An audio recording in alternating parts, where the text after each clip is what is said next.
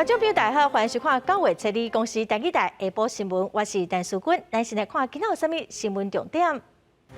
过来，今仔增加一个本土病例，有一个人死亡。在这阵红海甲租界关乎政府头一批 BNT 疫苗早起7点送来台湾。移民署各地新竹市一间卖越南食品的中盘查到18公斤有非洲猪仔病毒的猪肉制品，先全部毁掉。欧洲议会昨提出史上头一份的欧洲甲台湾关系报告，主张甲台湾爱加强伙伴关系，嘛关心中国甲对台湾的威胁。新闻开始来看，咱国内今仔先增加一个本土病例，是伫台北市哦，阁有4个境外病例，有1个人死亡。对9月初6开始要做边境前，就爱先做快筛。咱来听指挥中心伫下晡上盖新的说明。本土的病例有1例，境外移入4例，死亡个案1例。这本土病例是在台北市9月6号开始会采行这个入营前的快筛。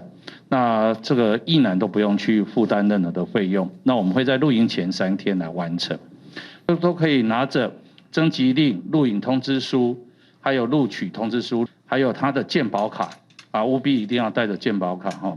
那我们会针对这个部分来实施他的入营前的这个采检。今天早上这 BNT 第一批的疫苗就到达我们还是心里都充满了感谢对于台湾基体电路制造股份有限公司、鸿海精密工业股份有限公司及财团法人永林慈善社会福利事业基金会，跟财团法人中华民国佛教慈济慈善事业基金会。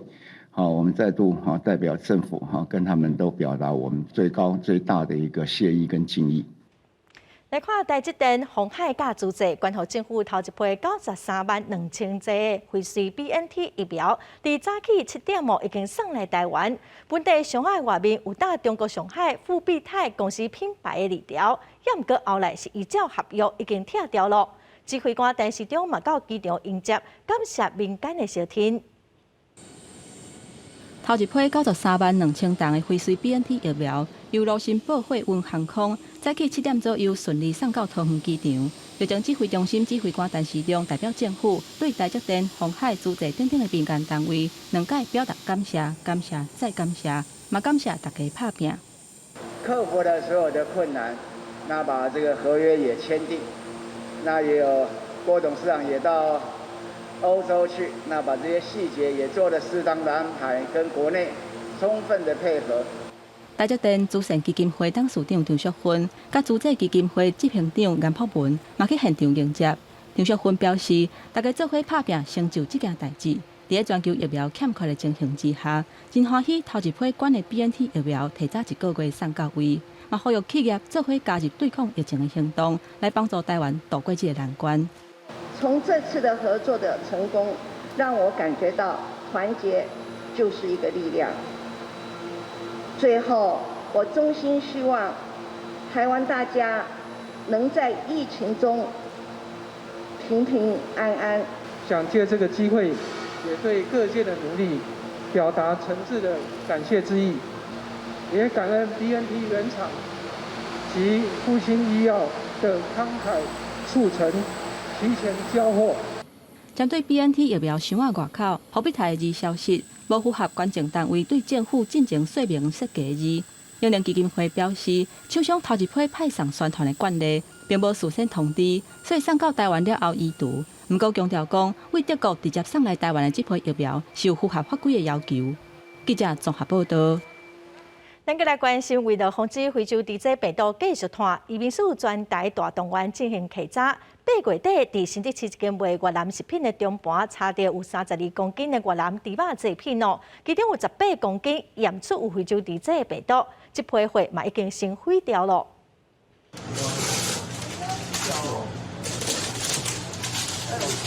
提出一包搁一包标示不明的肉制品，新竹市专勤队透过网络购物平台，早在伊查获位伫新竹市的越南食品中盘商，怀疑卖越南猪肉制品，当中查扣越南进口火腿28包、脆骨卷8包、虾仔卷27包，加煎猪皮2罐，拢总32公斤。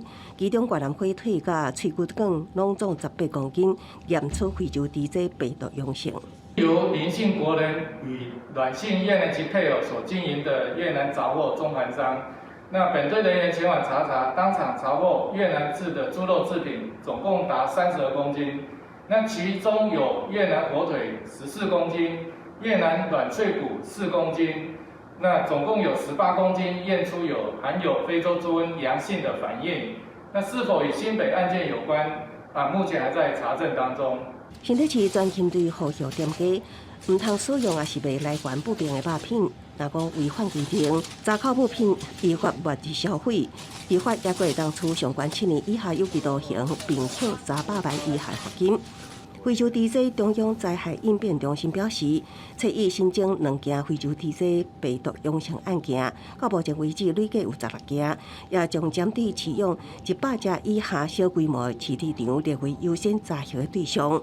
防范非洲猪瘟借着喷水传入饲猪场，另外也提醒民众违规查也是私制肉品入境，相关将裁罚100万，提醒民众唔通以身试法。记者综合报道。农委会嘛下令讲，9月初1开始1个月内禁止用喷饲猪。嘉义县头一日是查到有3间饲鸡场违规哦，阁有7间的饲鸡场无依法来申请畜牧场的登记，拢防处罚，拢总是开出39万的罚单。稽查人员来到饲猪场，有饲猪户互人开罚单。应该要穿防护衣啊！要穿防护衣啊！有的饲猪场无依法申办畜牧场登记，互人开罚单。嘛有3个饲猪场用喷来饲猪，互人查到。虽然因有合法的执照，不过农委会下令9月袂当用喷来饲猪，所以这3场也是爱罚罚。我们总共查获3场使用鱼肉等动物性厨余养猪，以及7场未依规定申办畜牧场的违规养猪户。县府伫9月头1天查到3场用喷饲猪，另外阁有7场是无请执照，计共开出39万的罚单。嘉义县饲猪协会表示，县内饲猪户大多数拢已经换用饲料，敢若剩7户也搁咧转换。目前还是都是合法的一个养殖户啦。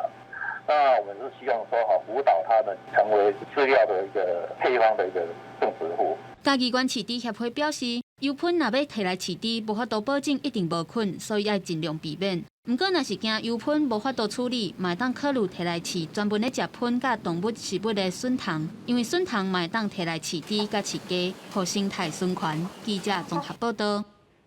烦恼用喷饲猪会造成非洲猪瘟病毒传出去，虽然国内禁止用喷饲猪1个月，也毋过有立委甲环团质疑讲，1个月恐惊会造成喷的量增加，环保署无法度应付哦。环保署是表示讲，咱全国平均一日有1920吨的喷，65%的量是拢送到饲猪场，所以最近就会暂时把这个喷拢送到粪扫场去处理掉。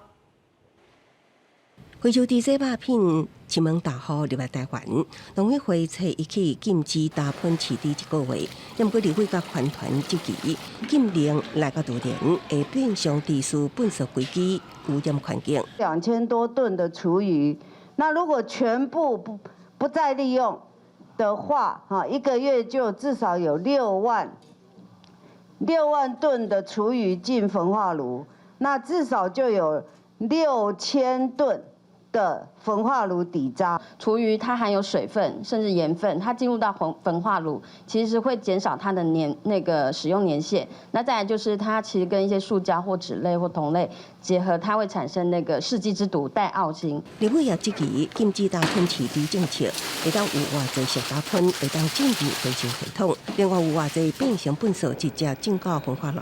初二环保署回应，全国一天打喷的生产量是1920吨。原本其中的1263吨，大约65%拢是送往饲猪场。目前打喷确实只会当全面暂送焚化炉，也是 MI 场，因为堆肥系统原先处理的是青大喷，一时也无法度全面转换回收石大喷。那为什么会先进到这些设施？大概就是因为紧急的情况，所以我们紧急调入这些设施来做处理。那我们也希望在这段时间能够把厨余能够妥善处理好，避免造成这个疫病的风险。2018年底，中国爆发非洲猪瘟，环保署投23亿补助各县市打喷处理设施。目前台中已经完成一座升级能源厂，另外一座伫桃园，预计年底完工。环团指出，受到非洲地震影响，一年拢增加30万吨大喷进入焚化炉。呼吁政府要计算，抑阁有倒一寡防抗力无用的大喷设施，会当加入回收的行列。记者综合报道。现至按算10月份要发展现5倍券，为了要增加使用数位券的比例唔若优惠增加，即马买当一家伙啊，上侪5个人甲数位券绑做伙。传出讲经济部拍算讲要规定讲个人决定使用数位券，就袂当后悔。也毋过一家伙啊做伙绑数位券哦，有5日的时间会当来考虑，后悔买当取消。进行5倍券特别发行，有分做数位甲纸本，上紧9月1日就通绑数位。毋过含旧年的3倍券无同，若先选绑数位，恐惊无法度佮改做是纸本。另外使用的期限到明年的4月底。因为你要先想好自己的方向，再去做这件事啊，就不是问题了。家户绑定我觉得还蛮方便的。对，因为其实有些东西是买家里的生活用品。长辈的话还是会选纸本因为他们使用上比较习惯。政府为着鼓励民众选数位券，推出真侪绑数位的优惠，有人感觉方便，也有人也是习惯用纸本。也拿一口罩上侪通5个人做伙绑数位，传出经济部考虑到可能有人绑唔对的情形，要开放5天的丢除的期限，10月初2到10月初6会当反馈取消。可能说，我今天如果绑错了，我可以后悔的这样的一个空间嘛？那我觉得这也合理啊。我觉得这个是以政策那种比较便民的角度去思考的。要问还是我觉得还是让部长来说。一口罩要做伙绑数位，会当透过5倍券的网站，或者是到超商用健保卡进行身份的认证。若是老母加一家伙仔3个人做伙绑数位，后来老爸反悔，想要改变心意领纸本，就通伫丢除的期限内来做修改。政府对5倍券可能会刺激的经济效果是真有信心。佮发挥预告讲，经济的成长率可能有机会超过6%。记者综合报道。来看今年的经济成长率预估有5.88%，创11年来的新高。劳动部长柯明春佮经济部长王美花拢讲，基本工资有机会会当调悬。也毋过，餐饮业、旅馆业佮糕饼业者是真无认同。因讲，因为疫情影响是真大，基本工资调悬毋是几百块的代志尔。员工的劳保佮健保嘛拢会增加，即卖已经拢爱靠政府的纾困来救命咯，因根本无才调来调整工资。原物料都涨很多如果再调整基本工资对餐饮业无疑是雪上加霜。疫情严重的灾区，餐饮业者表示讲，对这个基本工资调卡起表示反对，强调讲，就算即马降级，不过开放式来用餐以来，业绩嘛是无花较好。这么根本都无迄个能力来加薪，较需要是纾困的救命金。如果你的基本工资提高，相对的劳健保费也会增加我们雇主的负担。人力中人服务业对这么基本工资调较起嘛无赞成，强调这么外籍移工定咧欠工，假使讲若是要甲调较悬，唔那会互雇主加重负担，嘛有可能互欠工的问题更较严重。建议本劳外劳因的基本工资调较悬，这都要分开。产业界呢，现在面临的就是缺工非常严重。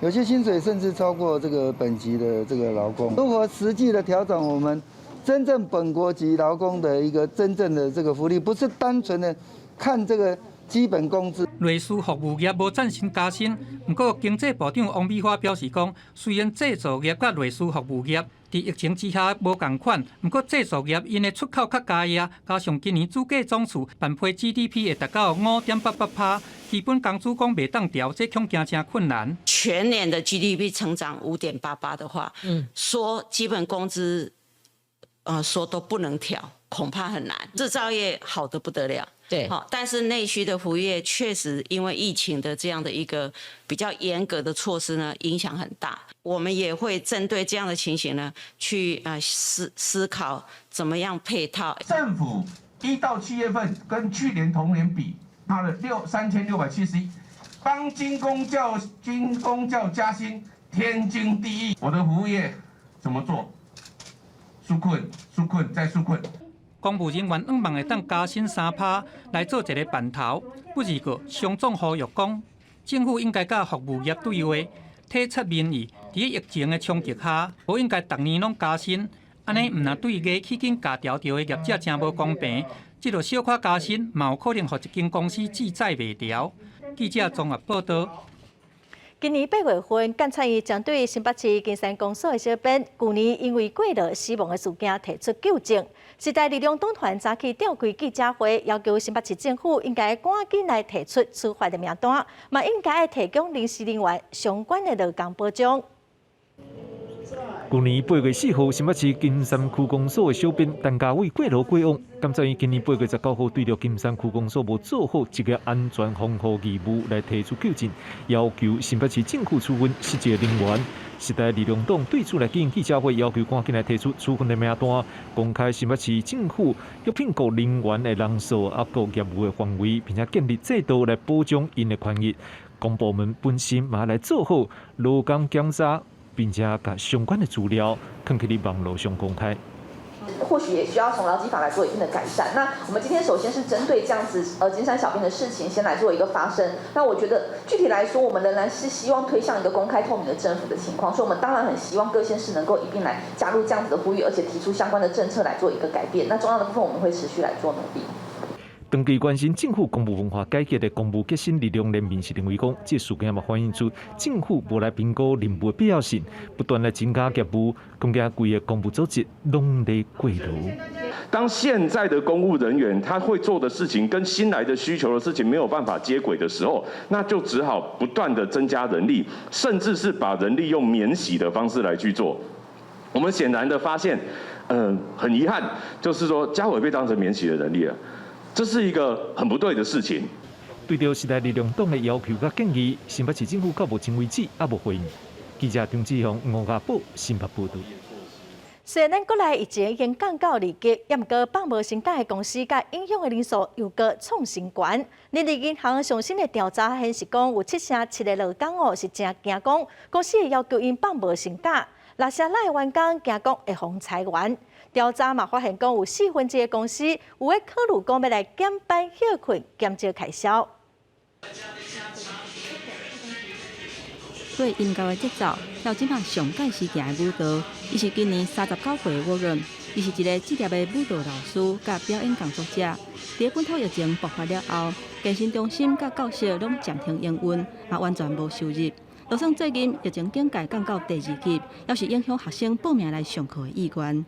健身房跟我们舞蹈教室，只要是这一类的，全部就是要清白，所以我们这3个月几乎全部都是归零的。所谓归零，就是把之前所有的积蓄，就是用在这3个月。真的。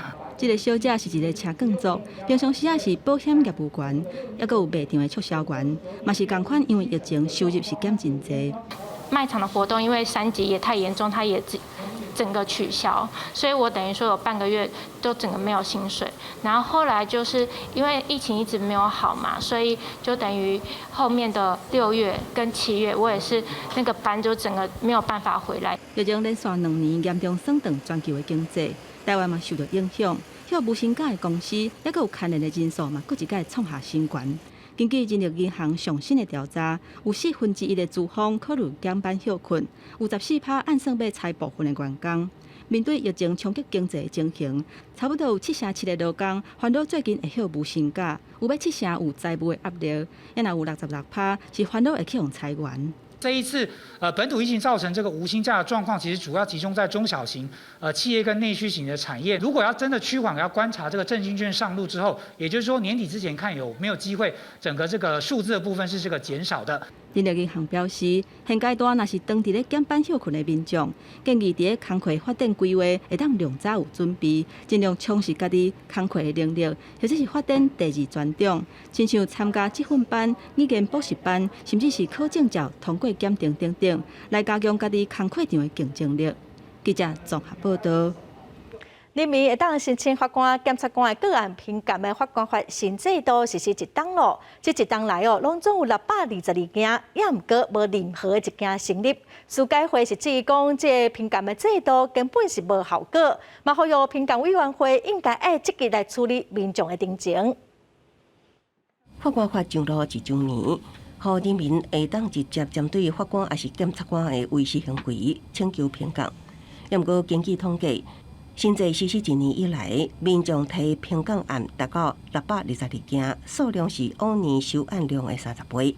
只不过所有的申请案全部无成立。司改会初二举行记者会，质疑敢讲是法官、检察官拢失真，还是其实是评鉴制度失效？我隔4个月，每隔1个月我会找一次电话，讲了3次，他们一切的回答都是我要把法院看到。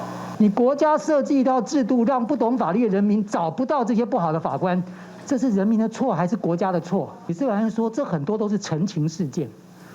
我必须这样讲，如果这是人民陈情事件，根据行政程序法，政府机关也有义务来处理人民陈情事件。针对人民请求胜利案件挂零，司改会分析，个人评鉴要由民众自行提出诉状，规定相当悬，因为多数的人对法律无熟悉，案件定妨以无负评鉴处理掉，而且民众提评鉴对自身案情帮助无大，是基于公益性质。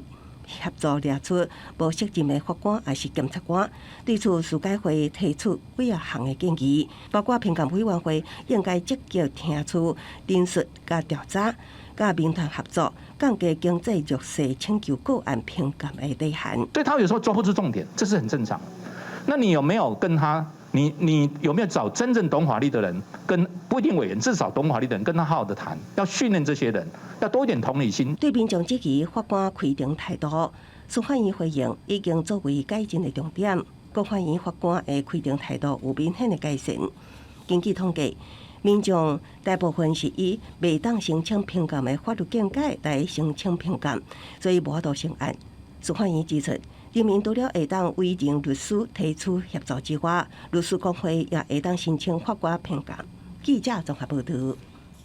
在台湾常常有人提出要予大麻合法的讨论，法务部长蔡清祥是表示，现阶段并无合法的拍算嘛强调讲食大麻电子烟目前的做是判甲正当。法务部嘛强调讲大麻毋是天然的食物，会严重影响到民众的健康。也毋过有一定意思，希望讲医疗用的大麻会当合法。看时机到啊，调查局的人员做一个违规、展开掠夺的行动。法务部调查局今年4月份查到国内上大棚种大麻的案件，一个手查到1000多丛的大麻。另一日，警方阁发现讲有业者卖有掺大麻电子烟的烟油。针对这点，法务部话是讲了真重，强调讲大麻会严重影响民众的健康，在现阶段无可能合法化。大麻合法化在目前是不可能的，我们法务部也没有这样的一个政策。到目前为止，我们的国情是不容许大麻合法化。部分的国人因为在国外有些国家或有些州，他认为大麻合法化，用这种混淆方式来宣导国人说，要鼓励大麻合法化。其实这个部分是真的是有混淆视听啦。估是今年顶半年查到的大麻，就超过9000丛，创下济年来新高。法务部甲大麻列作是贩毒上重要的目标之一，提醒民众毋通急口口，就是无人知去食大麻。也那保护司的副司长王一鸣是讲，伫咱国无论是种大麻、食大麻，或者是卖大麻等等的行为，拢是违法的。不过，所有医师准备要发起医疗用大麻合法化的诉求。大麻它都不是危害度程度最高的，那甚至相比目前已经合法的烟和酒这一块，它的各种成瘾性啊、危害性都还是相对比较低的。医师表示，虽然咱国内开放部分的大麻伫医疗的方面来使用，不过并无厂商摕到药证会当进口，呼吁政府放定医疗用大麻管制的标准，而且教育民众熟悉大麻，若是正当来使用，会当提升医疗的效果。也若是孤立用的大麻，想要合法化的声音，医师是讲抑阁会讨论。记者综合报道。来看欧洲议会外交委员会昨午以正悬的票数通过欧盟台湾政治关系甲合作的提案，这嘛是欧洲议会史上头一份的欧洲甲台湾的关系报告。报告是主张讲，欧盟应该甲台湾加强伙伴的关系，嘛应该关心中国对台湾的军事施压，嘛建议讲，甲欧洲经贸办事处改名做欧盟驻台湾办事处。咱的外交部是表示感谢。欧洲议会外交委员会初一以60票赞成、4票反对、6票弃权，表决通过欧盟台湾政治关系甲合作报告参相关修正提案。报告主张，欧盟甲台湾应该建立更较紧密、更较稳固的合作关系，严重观察中国对台湾的军事施压，更较建议将欧洲经济办事处证明为欧盟驻台湾办事处，甲支持参欢迎立陶宛同意咱国设立台湾代表处等。负责报告的瑞典籍议员魏莫斯在推特上表示，这是欧洲议会史上头一份的欧台关系报告，释放支持台湾的强烈信息。外交部表达高度的欢迎，更由衷感谢。我们也乐观的期待，在双方共同努力下，台欧盟友好关系在欧洲议会鼎力下会迈向新的里程碑。欧洲议会友台小组主席盖勒也呼吁欧盟执委会量早甲台湾启动双边投资协定，强调中国需要停止对台湾的军事威胁。这份报告10月将送请欧洲议会全会表决。中国驻欧盟使团发布声明表示强烈反对，认为违背一中原则，损害中欧互信合作，要求纠正有关错误言行。另外，第76届联合国大会则是将开议，外交部今年也将继续洽请友邦执言加致函，正视台湾防不当排毒在国的问题。政府将再度洽请友邦，在联大总辩论为我国发声，并且请友邦驻联合国的常任代表一起联名致函联合国秘书长古特雷斯，敦促秘书长恪守联合国宪章的原则。政府即摆伫联合国推动有3大诉求，包括应该随采取行动解决台湾人民防不当排毒伫联合国体系外进行，确保台湾有权平等尊严参加联合国相关会议甲活动。外交部也将透过社群媒体等多元方式来向国际发声。记者综合报道。阿富汗伫塔利班摕到政权了后，30暗塔利班嘛对反对塔利班的势力来发动攻击。阿富汗团结英雄的后生小马苏德领导的民族反抗阵线部队嘛成功来打败塔利班。根据路透社的报道至少有7个塔利班的武装分子死亡。反塔利班部队伫庞吉夏河国行军顶行输起。阿富汗武装组织塔利班30暗突袭反塔利班势力的根据地庞吉夏河国，结果遭到由阿富汗团结英雄之子小马苏德领导的民族反抗阵线部队拍退。آیا ما با طالبان نیز بیایم تفنگ به زمین بگذارند؟ جنگ، اشغال، زورگویی راه حل در وطن نبوده و نیست. در صورتی که اونها بخواهند به زور داخل پنجشیر شوند، این ارمان بادارایش به گور برده. 当地居民甚至表示准备战后最后的一场会。根据路透社报道，这场突袭行动至少有7名塔利班的武装分子战死，甲为数不明的人受伤。塔利班连续2天搁伫34个无同的地区发动攻势，也毋过目前拢互拍退。随着各国的撤离行动告一段落，真侪阿富汗的女子运动员顶礼拜也伫各方的走动之下，互撤离到澳洲。即马走到法国的前女卡队员就表示，生活一切归零，全部拢爱为头开始。First of all, leaving your country, your dreams, your home, everything is so hard for everyone because we have lots of hope, lots of future plans. Now it's all, we will start from zero. I really don't know what will we do with my then. 有95位阿富汗的女子运动员，甲因的家人，顶礼拜互救援到澳洲。不过前阿富汗女卡队长就呼吁，这场救援任务还未结束。I always like to use soccer analogies with them. I mean, one mission failed, we're 1-0 down, but the game is 90 minutes. Are we just going to give up 20 minutes into the game just because we're 1-0 down? Or are we going to keep pushing and pushing in order to make this happen? So similar to a soccer game, the mission's not done yet. 成功出走，也有阿富汗女子机器人小组。因陆续转往6个国家了后，最后来到墨西哥。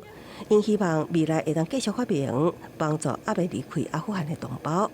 公视新闻邓慧仁编译。世界卫生组织昨表示讲，今年的正月份伫哥伦比亚发现的新的变种病毒，已经证实了做需要注意的变种病毒。目前疫苗对于这款的变种病毒敢有保护的效果，是爱个观察。世界卫生组织已经把变种病毒株 B.1.621， 后名叫做缪，根据研究，缪的一系列突变显示有免疫跳脱的特质，也有证据显示，伊是造成确诊数增加，或者是群组感染的主要原因。The first one is dubbed Mu after the Greek letter. The variant was first detected in Colombia back in January 2021, and it has since been spotted in South American countries, but also in Europe. For now, this variant is only considered as being a variant of interest, so it's not the highest category. There's also mutations that could indicate that it could evade vaccines. 世卫甲目前感染的变种病毒分类，伫咧没有进前，4个伫193个国家出现的变种病毒阿法、贝塔、伽马，也个伫咧170个国家出现的德尔塔，列入高注意变异株。缪目前伫咧全世界流行率无到0.1%，淹过伫哥伦比亚流行率是39%。伫咧全世界新增加确诊数一直增加的时阵，出现新的变种病毒，互人真关心。无注意有风险的人真危险。即马真侪所在拍算要做第3期追加疫苗，世卫组织是无啥赞成。Some countries are now rolling out booster doses to fully vaccinated people, when millions of people around the world have not even received their first dose. 谭德赛讲，至少伫咧9月底进前，先卖做追加疫苗，互进度较落后的国家先甲注射率扭起来。公司新闻吴文玲报道。全球气候变迁造成的灾害是愈来愈接，最近这几天哦，伫美国都有风台、有火灾，造成真侪人死亡。联合国的世界气象组织最新的报告嘛指出，过去50天哦，因为全球气候变迁的影响引起的水灾、甲高温的灾害是比之前增加5倍，嘛造成超过200万人死亡，总损失是超过100条的台票。电火条甲树仔互风扇倒去，今年66岁纽奥良的居民格林贝利希望讲电爱紧来，伊是风灾造成停电受害100万外户内底的一个。We could cook something. It ain't that bad, but I got to go get some ice or something, you know, for this meat. 建立西州的居民嘛，因为爱达带来的大水，心内还佫会惊。美西的情况嘛真害，加州的卡尔多野火已经烧瓦灭20万英亩的土地，旅游景点太湖湖甲附近数万人，互人强制撤离。The winds are worrisome today. More so than they were yesterday, and they'll be more worrisome tomorrow. 飓风野火、大水、热浪，还佫有可汗，当咧全美国真侪所在造成灾害，差不多会当写做一本气候灾难的真实记录簿。9月7日，世界气象组织就发表上新的报告，强调地球真正破病了。报告讲，从1970年到当50年来，气候变迁引起的大水、热浪的事件增加5倍，造成超过200万人死亡，平均每天拢有115个人无命。总计损失达到3.64条美金，合咱台票是100条。不过嘛，因为复合性的灾害的预警系统优化，减少真侪死亡率。Good news is that we have been able to minimize the amount of casualties once we have started having growing amount of disasters, heat waves, flooding events, drought, and especially most intense tropical storms. The bad news is that economic losses have been growing very rapidly, and this growth is supposed to continue. If we are successful with climate mitigation, we could stop this negative trend. Around 2060s. 地球严重气候灾难内底，以可汗上界吃力，65万人因为安尼无命；风暴夺走57万7千人的性命；大水嘛，互5万9千人无性命；极端气候，互5万6千人行上风泉路。公司新闻吴文玲编译。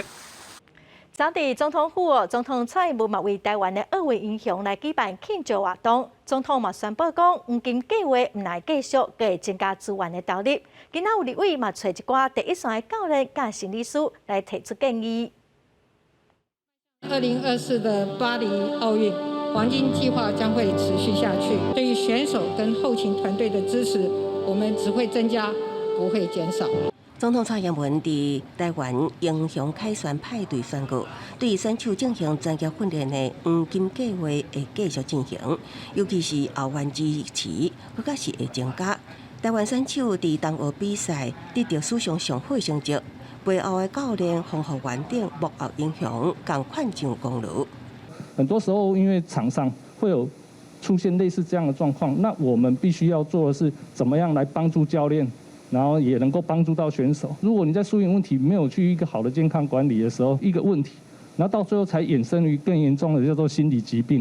体育署为2018年开始启动东京奥运黄金计划，3年编列12亿经费，为选手提供参赛训练等各项资源，包括专属教练、防护员等能力，甲运动心理、参医学防护等运科资源。培训38位选手全部得到奥运参赛资格，成绩真好。也不过有第一线的教练指挥协助，也会当更加加强。如果是用计划来约聘的一些运科人员或者是从业人员来说，薪水大概硕士毕业是3.8万，让顶尖的教练又能够在原单位保有他的工作，那又能够下去左训国训中心来协助，那这也是一个很重要的议题。为团队的薪水结构、就业条件、能力等全面分析，教练希望未来后勤人员会当更较有保障。几位立委共同开记者会，展示每位选手甲后勤团队争取更较侪资源甲协助，期待冬奥的好表现，会当伫未来的大细项比赛延续，为争做一时好的成绩表现。记者综合报道。再来看高雄南区资源回收场传出讲有负责过泵的员工甲业者斗空，减报重量，回收场伫3档内底损失超过1亿，包括这员工佮有业者，拢总有9个人被起诉。高雄小港区的南区资源回收场2号一透早就几啊台资源回收车出入密排队过磅，业者则搁照重量粪扫的处理费，想要告诉有人利用这点交给业者，伫电脑系统动卡手底报重量。组长就发现某一台车子、某2台车子特别的轻，那后来我们就去把跟相同的这些车辆来进行称重，那结果发现这个重量有点误差。环保局2月中做抽查的时阵，注意到有部分过磅的车辆明明是满车，报表顶悬的重量却无偌济。经过一查发现，实际的重量甲报表差至少3到4吨。局来清查这3年的资料，并通报认证单位，才发现有超过1万笔的资料互底报，互回收场抵收超过1亿的处理费。主嫌就是厂内负责过磅的红色技工。技工他主要的工作大概就是在地磅跟平台，那地磅就是包括相关的一个过磅单相关的一个过磅单的一个印制等等。那另外在平台，他就负责平台的一个检查。人证署甲高雄地检署伫红色技工的厝内找到100万现金，以贪污罪声压，包括技工总共9人，其中有技工有公务人员的身份，其他是相关牵涉的业者。专案由人证甲地检署共同侦办当中。记者陈焕武、柯正俊高雄报道。逐当的9月中到隔年的4月份是东北季风的季节，这嘛造成云林彰化附近的民众为着风杯水的问题是真伤脑筋。也毋过这几天环保局是有提出未少的改善办法，嘛有效果哦。一当有风杯水的日子106年是有59日，109年嘛已经剩9日尔。来嘛做伙来了解。透过对空中翕到影像，落水客溪埔当咧铺稻草，为着减少风杯山赢飞。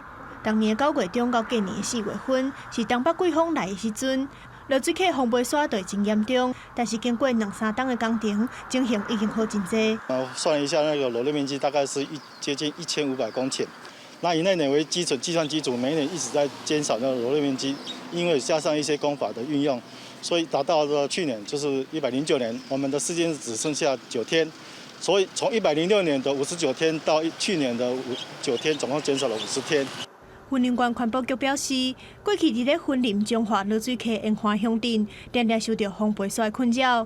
经过第4号船局甲环保局等等的单位，针对落水溪无共好单，用无共的方式，用草啊、用水，也是用蛤蟆壳来定沙，加高起风杯沙的溪埔，对1500公顷减少到剩900公顷。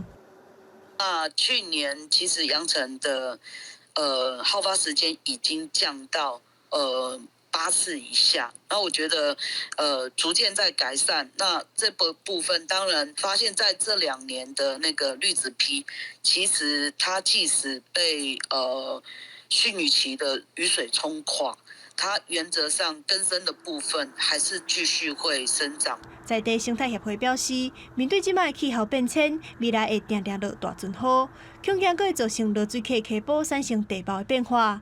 这是目前相关单位爱研究解决的方向，才会当彻底解决附近的居民受到风飞沙困扰的问题。记者综合报道。来看台中有一间海鲜店开放会当用餐哦，也毋过卫生局所发现讲，人客坐了上过晚了，所以开出一张3000块的罚单。业者是表示讲，因为是圆桌啊，无适合用架板，已经要求人客爱让位坐，也毋过有人客讲袂听，伊嘛真无奈。一般炒菜上桌，疫情管制降级了后，未少民众选择店内用餐。毋过顶个月13，台中北屯这间店有一家伙仔来用餐，10个人坐桌啊，敢若3个人坐。拄拄着卫生局稽查人员到现场，伊无落实梅花座还是架板，当场罚业者。规过程拢互店内监视器翕落，毋过安尼方法，业者感觉真无奈。上菜的时候，他们就可能就靠在一起吃了。刚好那个防疫人员的来检查，讲你那安尼袂使坐收碗。我讲我都没法做啊呢，搁坐收碗袂使没有，应该也要隔一个距离这样啦，就开落来了，开单安尼啦。一般餐饮若是西式套餐，还是中式个人火锅，业者较紧用架板还是梅花座来做防疫规划。毋过中式合菜圆桌啊，毋若讲较歹使用架板，伊也嘛毋是固定的。台中无依照中央的指引，和一家伙仔共同用餐，引起议论。这个对店家而言，确实是有一点点，就是比较吃亏一点点，因为其实店家也是按照所谓的政府的防疫指引的规定去做遵循。我觉得，罚店家不罚顾客，我觉得好像不是那么公平这样子啊。餐饮业有义务要提供，例如人数的控管、梅花座、同桌的人要保持安全距离，但是进入消费的民众一样要遵守相关的防疫措施。所以我们会视今天违反这个防疫措施到底是民众还是餐饮业来作为具体处罚的依据。台中市政府认定业者无用架板甲梅花座，扭开1.5公尺的安全用餐距离，开出3000块的罚单。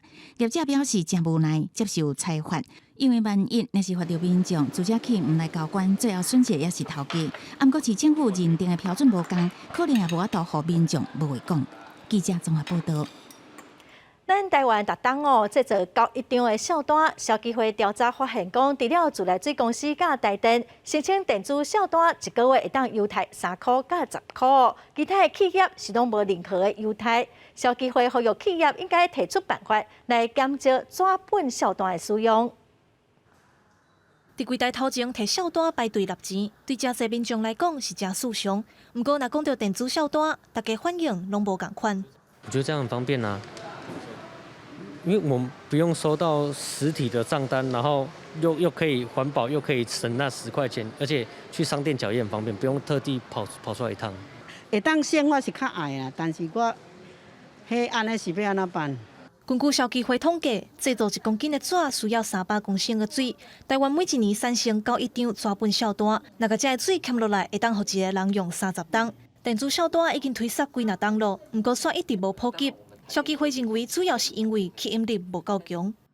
除了自来水公司每期有回馈3元，以及电力公司回馈10元之外，并没有其他业者有任何的回馈。110年开始哦，我们把那个提高我们电子账单的一个电费折扣哈到10元哈，所以说我们也希望说透过这个提高的一个奖励哈，来吸引更多的一个民众来申请电子账单。目前电信公司或者是银行，若是申请甲纸本改做电子小单，一般会提供民众抽奖的机会。消基会认为，若是会当转做固定的现金优惠，唔但会当提高民众的意愿，企业嘛会当甲印刷的成本减落来，佫会当保护生态环境。记者综合报道。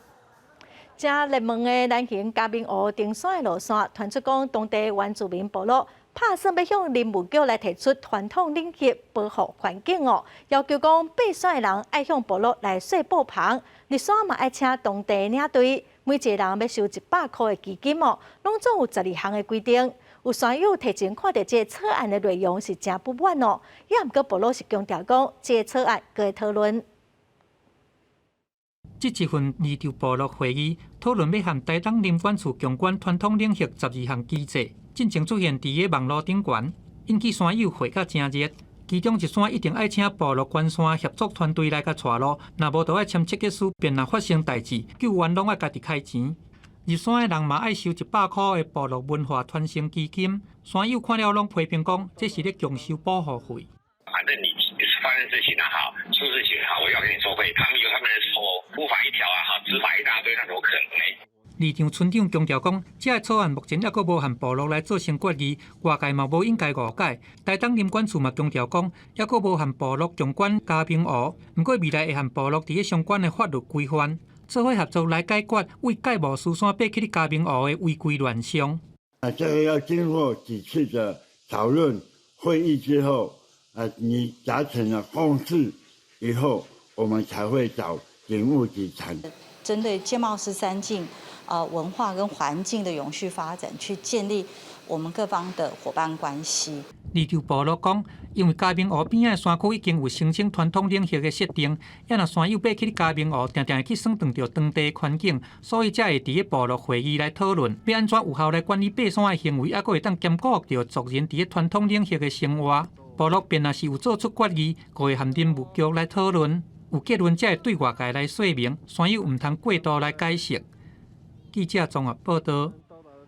来看台南一个王先生伊开18万买一个遥控飞机的喷射烟瘾，伊甲烟瘾装伫脚踏车的顶头，互脚踏车伫30秒内底就当冲到时速133公里甲跑车差无偌济。嘛，迄张影片放伫网络顶头，也毋过警察嘛随来找人。那所以照交通法规是当开出上万块的罚单，嘛物件嘛爱没收。也毋过因为王先生随个甲烟瘾贴落来，所以警方只开出劝导单。烟瘾一个发动，安伫铁尾后壁的喷射烟瘾就随喷火，迄个声音听起来袂输是飞轮机的烟瘾共款。1点仔久尔，这只脚踏车就随冲出去，伫30秒内底达到133公里的时速。这个出奇的影片伫网络顶是传假，毋过嘛引起警方的关注。因认为讲，伫慢车顶悬按烟瘾，会以汽车平整车辆的规范来处理，而且这种改装的方式伫一般的车路骑是已经违法。慢车如果加装辅助引擎或是马达是依汽车的拼装车处理。那依照道路交通管理处罚条例第12条，拼装车辆是可以没入并处罚3600元至10800元。落尾警方起这个当事人也就是王先生因兜，伊才知影违法。王先生上介烦恼的就是车会去互扣去，都随甲烟瘾贴起来。警方是干那甲伊开劝导单。那王先生伊嘛甲模型飞轮机的烟瘾提出来，讲一粒就要18万。伊讲伊是想要完成伊做囡仔时代的梦想，才会甲烟瘾安伫铁尾顶悬。毋过针对违规伫车路测试，伊嘛感觉真失礼。这一点确实是违法，但是当下我有确认。当下是没有人跟车在动，对我只是想要试它的加速。台南市交通大队表示，像这种绩效真悬的烟瘾，安伫铁尾顶悬的案例并无多，毋过嘛呼吁民众改装车去到车路的，恐惊会有安全的疑虑，请民众都毋通乌白改装，避免违法都要食罪。记者综合报道。来看亚洲大学有一群对母语真有心的学生因想要甲台语了解互愈较侪少年人来了解，所以甲出这题杯用台文来做设计，咱做伙来看卖。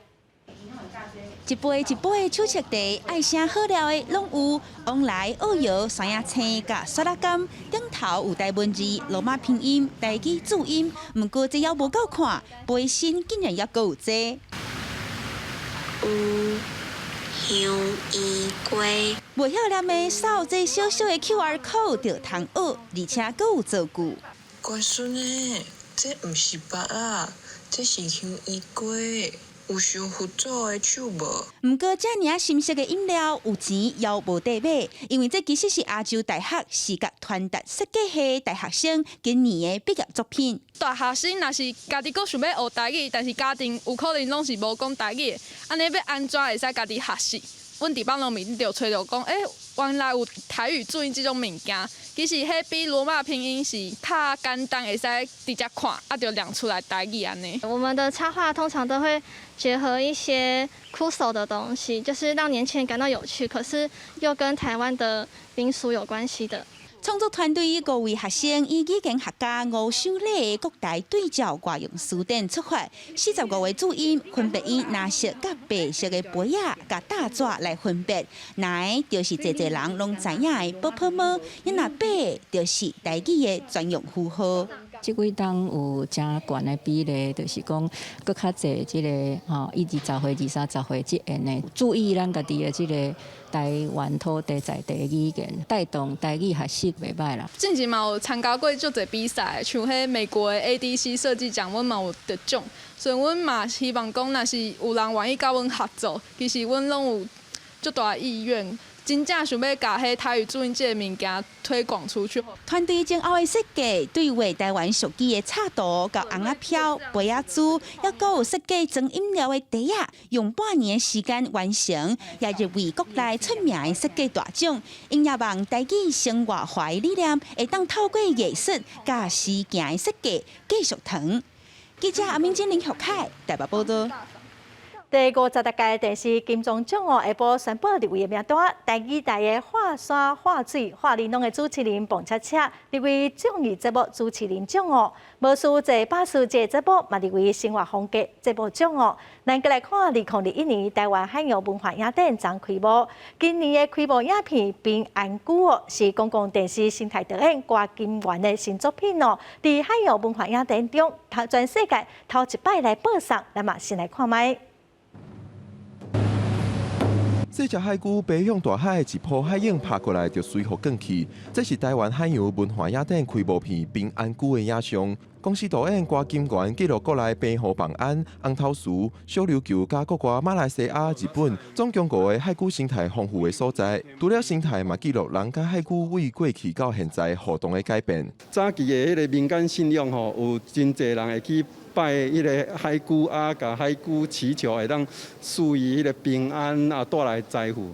啊，但是这几年哦，阮有看到讲有真侪人反倒会去帮海龟祈求吼，会当为海龟保育，啊，搁想来会当希望海龟会当平安倒转去。哦，这几十年来哈，已经有一个价值的反转啊，所以讲这故事就是要讲这真珍贵的迄个部分啊。文化部主办的2021台湾海洋文化影展9月初1开幕，这是台湾头一摆以海洋文化做主题的影展。文化部长李英德讲，相信透过影像，会使让大家对海洋的认识更加深入。过去啊，就是封闭的。所以我们对海洋有一种莫名的恐惧。海洋文化教育最后的一个目的呢，就是让所有的大朋友小朋友呢都能够了解海洋那么亲近海洋，进而去爱护海洋，那么跟海洋共生。2021台湾海洋文化影展有40出海洋相关的国内外电影参展，为9月开始到11月底，巡回10个县市，其中还有甲各地独立册店合作，举办讨论会等等活动，希望大家有更加多认识海洋的机会。记者郭北君、张水台北报道。下晡的天气，咱来看各县市详细资料。北部地区上低29度，上悬34度；中部地区上低28度，上悬33度；南部地区上低28度，上悬33度；东部地区上低29度，上悬32度；华岛地区上低28度，上悬32度。感谢观众朋友收看《公视台语台下晡新闻》，我是陈淑君，明仔载下晡3点，咱再会。